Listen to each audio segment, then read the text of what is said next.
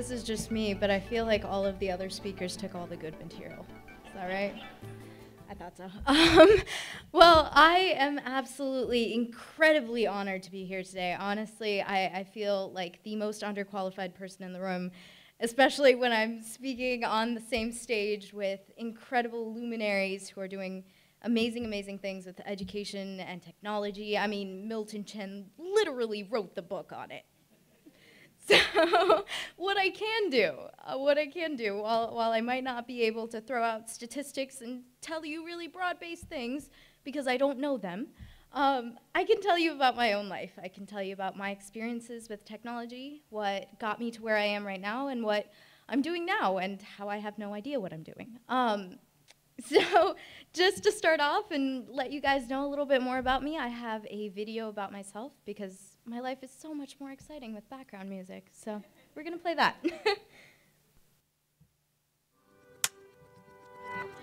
That's fun. I'm Shree Bose, I'm 17 years old, and I am the grand prize winner of Google's first ever science fair. When I was 15, my grandfather died of cancer. I was so close to him and wanted to do something. I wanted to fight this disease and help others survive. I wanted to be involved in cancer research and see what was out there.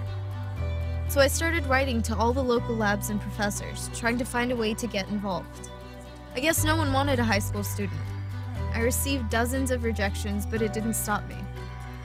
I kept writing to universities until I found a mentor to take me on, Dr. Alokananda Basu. And that's how I became involved in cancer research at 15 years old. My project grew out of my work in the field.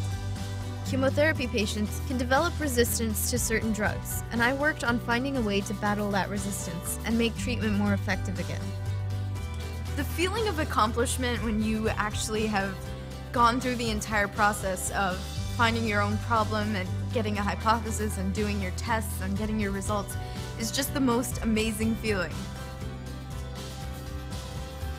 I've been participating in science fairs since I was a little kid, but nothing compares to winning the Google Science Fair.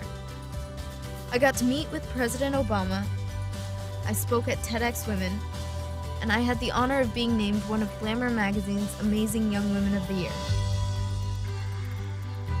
Doing a science fair isn't about coming up with a project. It starts with thinking of an entire field that you're interested in and that you're passionate about and something that you can really enjoy doing. Find a field that you really love and then stick with it and just believe that whatever work you're doing will pay off, because it will.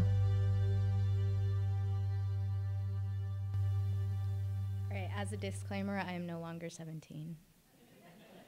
I am now 20.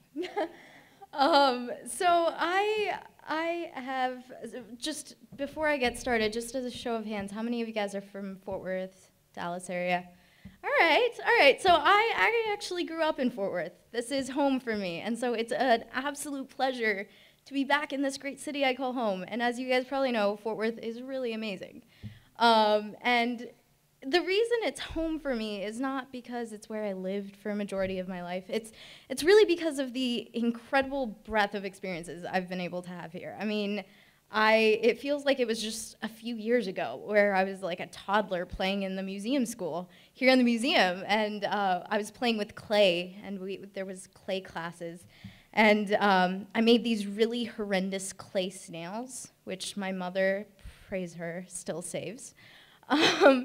And then I remember growing up a little bit, and then my dad both of my parents would actually always bring me and my older brother into the museum on all of the weekends to come play with the bubbles and the exhibits and go see IMAX movies. And I was way cuter back then. I don't know what happened. But I remember being a kid sitting in that IMAX theater, and there was an IMAX movie about the deep sea. And I remember sitting there, and I was looking up at this dome. We've talked a lot about domes. And I remember looking around and just being amazed at how many organisms could live in that sort of environment, how incredible they looked. And really, it was from a very, very young age that I started to love, or just fall in love with biology, with how life exists. And as I grew up, I started to learn more about molecular and cellular biology, and I started to understand more. So when I was 15 and my grandfather passed away of cancer, I became really interested in understanding how cancer worked. And I really do credit a lot of that initial curiosity, that initial just excitement about understanding life and like the beautiful complexities of life to the museum, to my experiences as in my early childhood of coming here and getting to really play with different things hands-on in the museum at these different exhibits.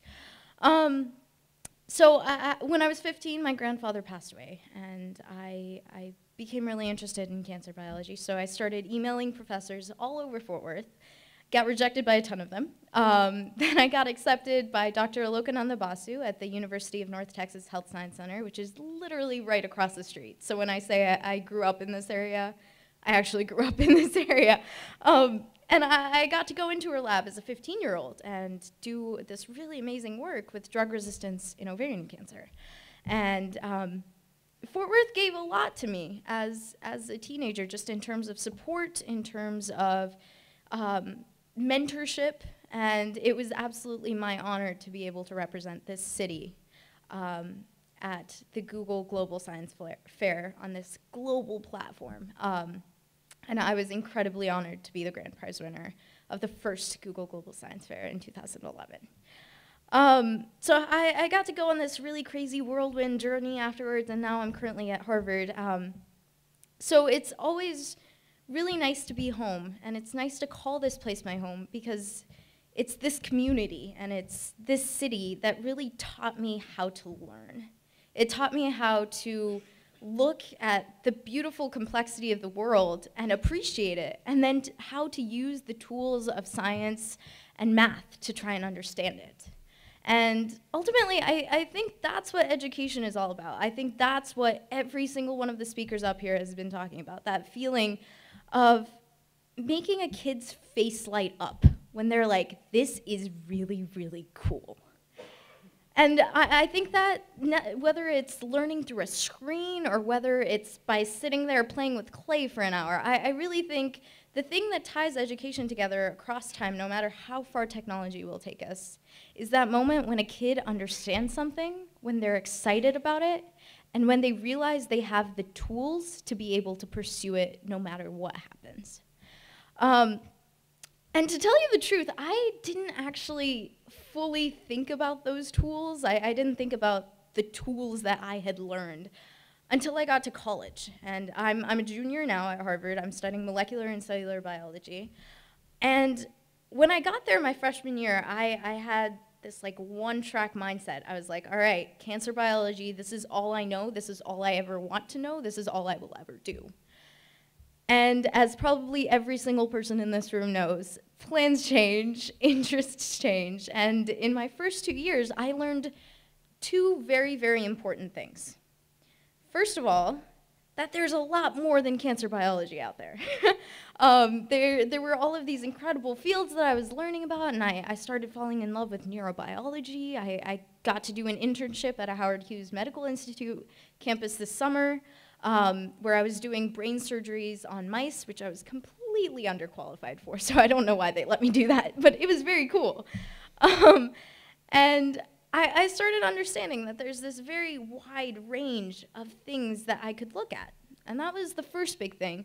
And the second big thing was, in every single field I looked at, where we were 20 years before now was drastically different from where we are now. And all of the techniques that I can use today, like microarrays, microfluidics, like high throughput screenings, like all of these biological research technologies that we use today, make some types of research that would have been virtually impossible 20 years ago possible. And that's incredibly humbling. And it's exhilarating because it's a lot of progress. That's very, very exciting. But at the same time, it's daunting when I sit down and I thought about, where will we be 20 years from now? Will the fact that I stood there for 5 hours pipetting, will that really be the innovation that I want to be remembered for? I don't think so. I think technology is exploding at this extreme speed where I don't think a lot of the procedural parts of what I'm doing will be necessary in 20 years. And I didn't actually realize that until I got to college and I started thinking about these things.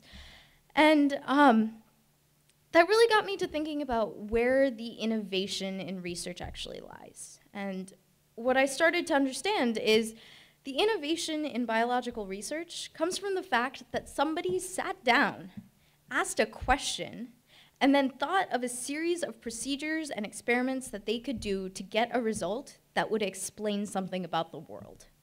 That is the innovation. The innovation is not that middle part where you were sitting there in a lab for 5 hours pipetting. And that is something that makes technology, the thing that can take care of that middle part, that makes it universal to literally every single field in the future.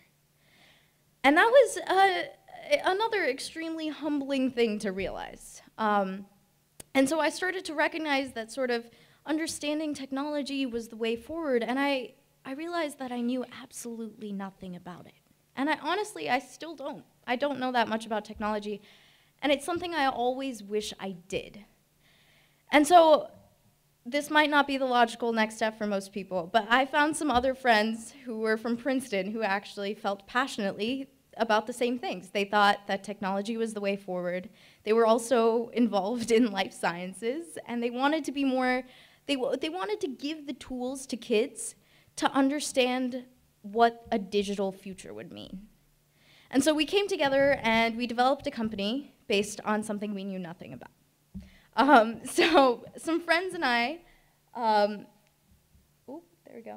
actually came together and developed Piper, which is a startup currently based in San Francisco, which is developing low-cost $100 build-it-yourself computer kits. So how many of you guys remember Quinn from Milton's presentation? The video, yeah.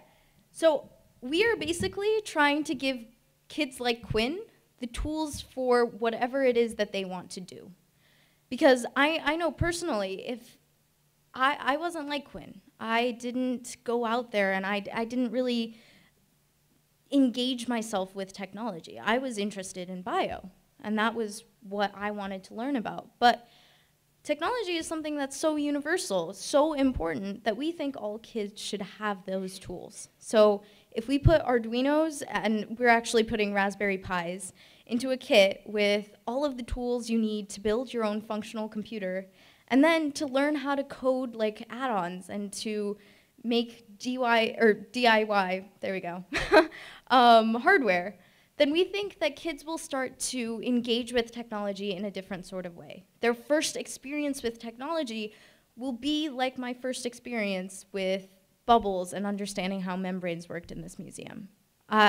We think that Piper, like tools like Piper, will allow kids to explore, and that's how they will approach technology in the future. So we basically want to take kids from this culture of passively consuming a lot of technology. I mean, we all have iPhones and iPads and smartphones, and we don't really know how they work. And I don't know how they work, and I would like to. And we really want to open that up for kids to be able to understand how to do that in the future. So that's sort of what I'm working on right now. It's a side project while I'm also a full-time student at Harvard focusing on molecular and cellular biology and doing my own research.